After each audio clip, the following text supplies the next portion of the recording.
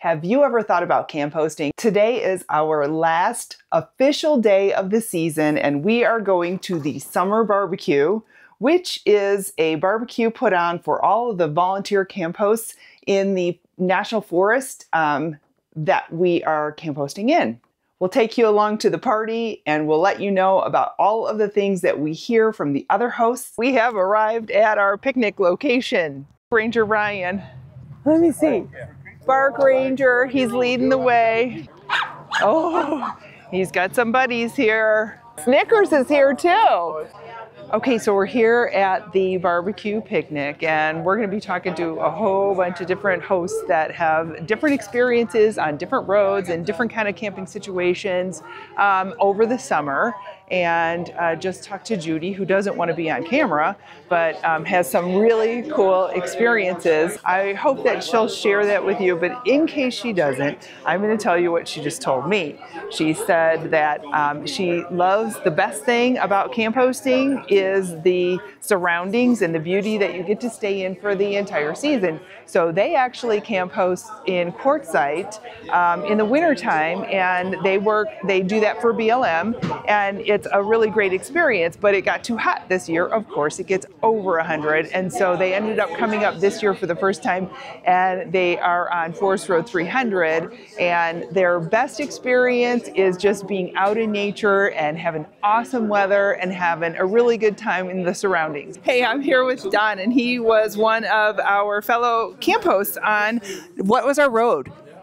9350. We were on 9350 together, and he has a really awesome little dog named Snickers, and she's beautiful, and she's a fellow dog ranger with her kind of cousin Rian that you met a little bit earlier. But Don's going to talk about what he likes and what he didn't like about being a camp host this year. Yeah, so here's Snickers. Does Snickers like being a camp host? She is my assistant camp host at campsite number 26, and we are loving it up here. So why do you like camp hosting? Oh, it is so much fun up here, enjoying the weather, and the jobs that we have to do are, it's, you know, I'd say rewarding. You know, you get to go around and meet new people and go around and have to clean up campsites and things like that. But so far, everybody's been pretty decent. I don't think there is anything bad about camp hosting. I mean, other than if you get somebody that's not behaving, you have to try to politely tell them to leave or to clean up their mess. But and how do people respond normally? So far, you know, I find that people respond to you the way that you respond to them. So if you're polite to them, they'll try and be polite to you. Most of the time. I have run into a few that were ornery, but for those who are ornery, you just say, okay, and just, you know, let it go. The craziest thing is, you ask them, how many people in your group? Oh, 8 or 10, and then you go by later and there's about 20 people there. What's the limit? 10 is the limit, and oh, it's crazy. People are always truthful when they're talking about if they're obeying the rules. No, they are not. I had one guy come at the end of the road and set up his campsite at the end of the road, and not a site. It wasn't a site. It was not even a site, and Rick came up and told me about it. Okay. And I went, and he said they got a fire going there. So I got my 5-gallon bucket and filled it with water. Right. Drove my side-by-side down to the end of the road. Yes. And told them they had to put out the fire. And I poured my water on it. And I said, you got to destroy that ring that you have set up with the rocks. They set up an illegal fire Yeah, they ring. set up, and they said, oh, we didn't know. We thought this was a campsite. Oh. And I said, there's signs everywhere. We didn't see any signs. Oh. Yeah, you right. Think they really didn't see signs? Or are they just playing dumb? Or do you think they're just playing dumb. Okay. They saw the signs. Okay. Yeah, they said, we thought this was a campsite. And I said, no, you got to leave. Not really. So they were polite, and they did leave. Okay. Was this your first time camp hosting? Oh, yes. I love this. I'm going to come back next year and do it all over again. Probably the same road. I love that. It is beautiful. Oh, the campsite I have is just so beautiful. Right off the edge of the rim, I look down the main street of Christopher Creek. And when I go down to Christopher Creek, I can look up on the edge of the rim and see my trailer. Such a beautiful view. Oh my word. The sunsets are awesome. And I had the two best camp hosts, Rick and Pete, were my neighbors right next door to us. Yeah. And oh, it was great. I loved it. You guys all helped each other out. And yes, we did. Summer. It was a really good summer. Yes. Thanks you so much. Okay. Bye. My name is Deborah. I actually started out as a volunteer with the Forest Service because I was one of those people who retired, got the RV, I'm going to go out. Yay! Yeah. COVID hits. And there's nowhere to go. Oh no. I remember everything was shut down. My kids got stuck with me. I love my children, but the kids got stuck with me. And because I downsized into the RV. Oh yeah. So that's it. We're done. Yeah, that's all you got. That's all I've got. And there's nowhere to go.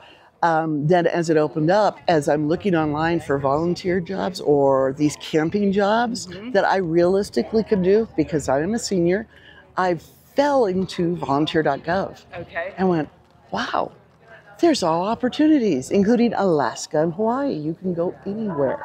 Are the volunteer jobs on there? Yeah, volunteer, not USA jobs, volunteer.gov. Okay. And you can look at absolutely everything. You drop your resume on there. Okay. And then just start looking for the jobs. And once your resume and everything, then you're just clicking and it fires the resume to those locations. It's just like looking for a regular job. It is.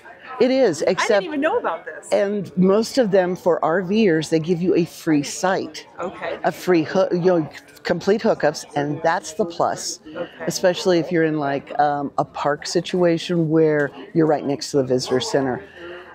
And the most expensive part of RVing is figuring out where to, unless you're dispersed, unless you're boondocking on your own, it's always going to be harder and more for you to where do you go and where you're paying for this, because you're essentially then paying for rent for the RV.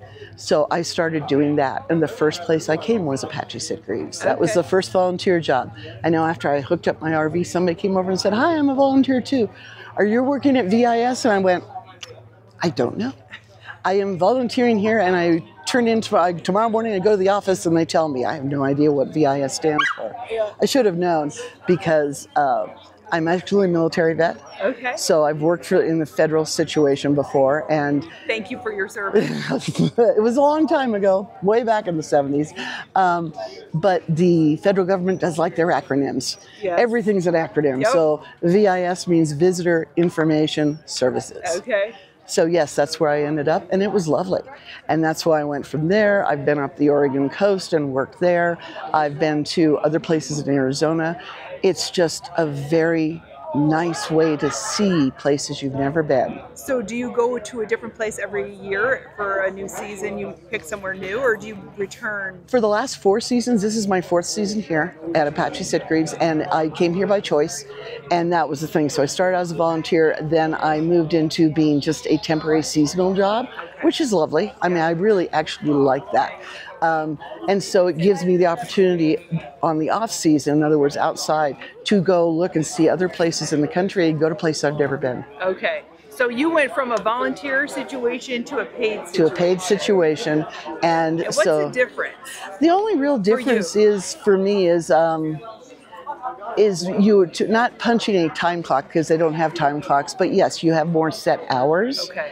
Probably a little bit higher responsibility, because when you're in that situation, now I became responsible for the money that was coming through the visitor center. Okay. Whereas before, as a volunteer, not my problem. Yeah. Not my monkey, not my circus, bye-bye. Yes. Somebody else worried about it. Yes. So, but that was really the only other thing. Besides that, I was still wearing a uniform, still talking to visitors, and that's the thing, I get to talk to people.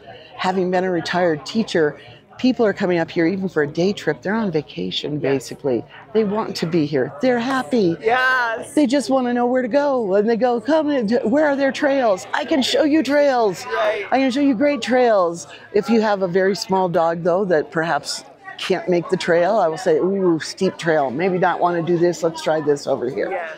So that's really a lot of fun because you get to meet people from other countries even. Going, because I did a season at Petrified Forest during the winter, and because they're on the way to Grand Canyon, people caught them either on the way or on the way back.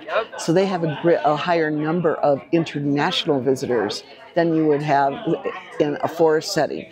Park Service tends to pick up more international. That makes sense. It's fascinating. Yes. Because people come in, especially, and you've taken pictures up here, you said, of being a camp host, correct? Yes. So people come in and they're looking at the trees and they go, are we still in Arizona, right? You know, yeah, you're still in Arizona. It's cool. Yeah, trees, we have them, really. And lakes. We have lakes up here, too.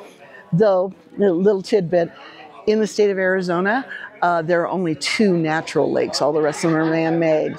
The 2 natural lakes are Mormon and Stoneman.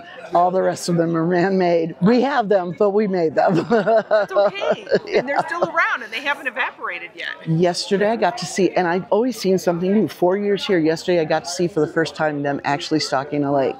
They drove up in the big truck and opened up the valves to have the fish go into the lake. I had not seen that yet.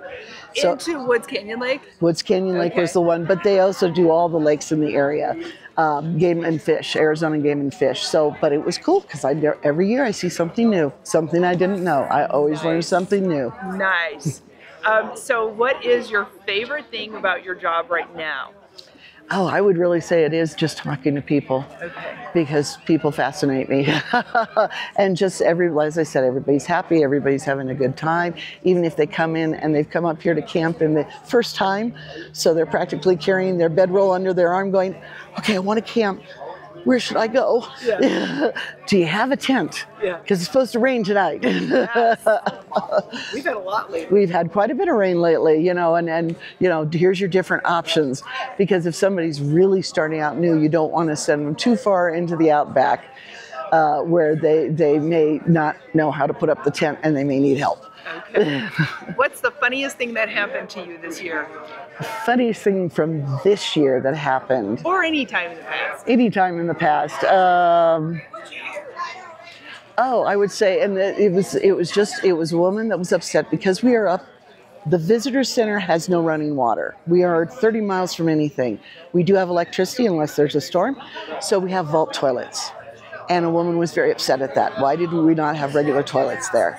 And why, that she felt they needed to be cleaned more often. And as she's yelling at us behind the counter, and we said, ma'am, we do have volunteers that do that. We can certainly put in the request. Another visitor from the back of the room said, ma'am, they did say volunteers. You could certainly volunteer and help them out.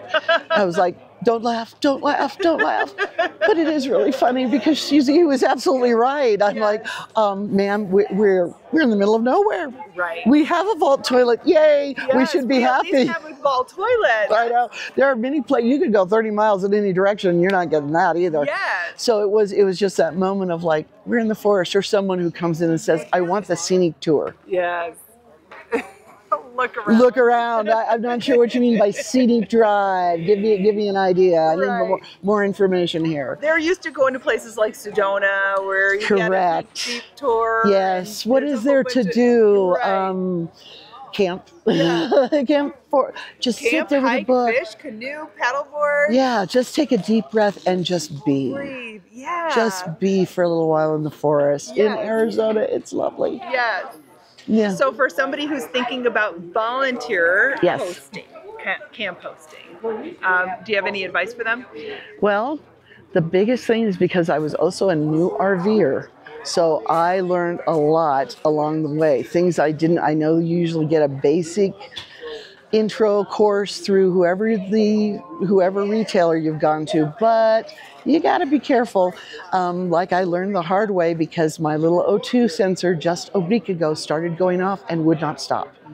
And so I unscrew it, take it out, looked at it. It's obviously hardwired. Oh, I thought I had batteries I could take out. So I was either going to take a hammer and beat it into submission, or I just took clippers, which had I was smart enough to know, plastic handle, and I clipped the wires. I didn't know that you're supposed to clip one wire, pause, clip the second wire. I clipped them together. Which means I blew the fuse and I had no appliances working. Oh no! I stood up and went, okay, thermostat out, refrigerator's out. Oh my God, what have I done? Yes. I just clipped two little black wire, little red wire, gone. Yeah. So be prepared for the unexpected. You will make mistakes. Absolutely, you will make mistakes, but there's always going to be somebody around. RVers, full-time campers, these people will help you with anything. You just have to ask. If you don't know how to do something, like me, ask before you go clip. And you know what? Then you may not blow out all your everything in the RV. It's real simple. What did you do and how long were you out of all the Luckily, I have my daughter's boyfriend is a professional mechanic. I contacted them. They were out at Big Lake, and they said, start walking around. Do you know where the fuses are? Nope. Something I should know. So when they came back from Big Lake, they had to come right by where I was at, so they stopped to explain to me what I did wrong, how I did it, and that I needed to get this little fuse thing. So the next day I went to the store and said, I need one of these. Yeah.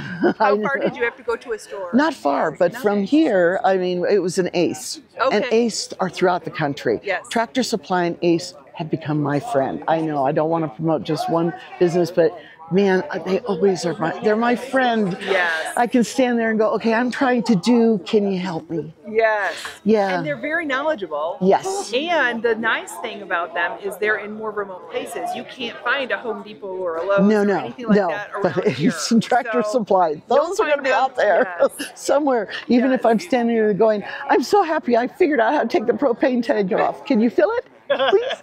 Please fill. And they happily do. And they happily do, yes. Yeah, I hear that. So I never feel like I'm the dummy. Right. I've never had it, even though I can tell a few times people wanted to laugh, but they usually held it together of like, oh, I understand. Yep. Yeah, because I'm standing there the first time with the propane tank going, Right. I don't remember how to take it off. Yes. And so I asked somebody who was staying not far from me, and they said, well, we don't want to do it. I said, no, just stand here so that I don't blow anybody up. Right. I blow me up, that's my fault. Right. But I don't want to take anybody with me. Right. So help me out here. Exactly. Just talk me through it. Exactly. Yeah, so I love volunteering. I think volunteer.gov is just a spectacular opportunity to see lots of places, a place to, you don't have to worry because usually a lot of times they're full hookups. And that or camp hosting, some people prefer that. It's a way to see the country. Nice. Cheap.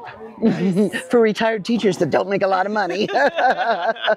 Nice. Well, thank you for your service as military and as a teacher and as a federal volunteer and employee. Yep. Thank you very much. What are you doing, Rick? Cleaning these peppers, reminiscing about when I got up here, and as a camp host, you get to go get the firewood, pick your spot.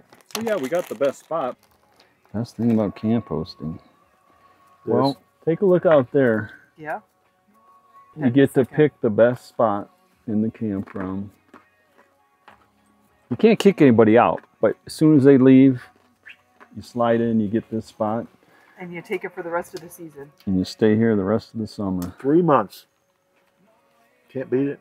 Where'd you Cleaning get the some peppers? green hatch chilies. So since you're up here and near the White Mountains, which is near New Mexico, dang, you get these great roasted green hatch chilies. Oh, on the side of the road. Whew. Believe it or not, the funniest thing that's happened to me up here is I was fishing. Oh, and my brother-in-law and I caught the same fish. Same fish. He bit mine, he took off, his pole went, we reel him in. And we both... Mine's thought the lines were crossed. Nope, had the same fish. Get Believe out. it or not. Yeah, same fish. So it And he was this big. Yeah, No. At least. No, he wasn't that big, but he was the size of this cutting board.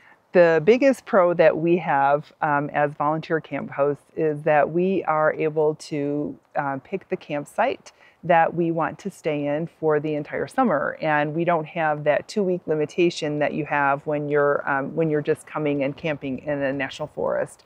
So that's really nice. We have a really awesome site that we love, and we have great views, and it's just a really great location for us. We've got enough solar, we've got enough space. So the fact that we can pick our favorite campsite and we can stay for the whole summer is a really big bonus. The other thing that we happen to get at our particular site is we get water delivered to us, and it comes once a week. So we are able to stay put and not have to actually move our trailer to refill it with water.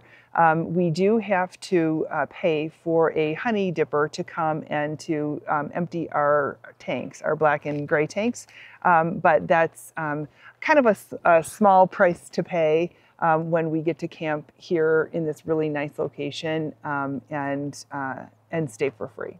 The other really nice thing that we really like about camp hosting is that we like I said, we pick our site, right? So we have a site that's large enough to accommodate people, friends and family that want to come and stay with us and be able to visit. So it's not like we're up here all summer long and we're just kind of like on our own and, you know, and just seeing people that we meet here at the campsite. We can actually, you know, invite people to come and to stay with us in our spot in their own camper.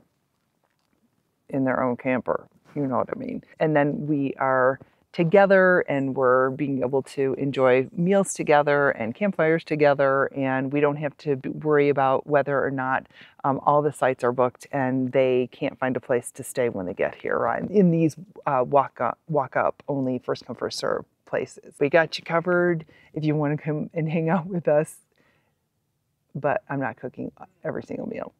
Okay? Okay. We had a really nice little barbecue party for all of the volunteers at the end of the season. We had that today.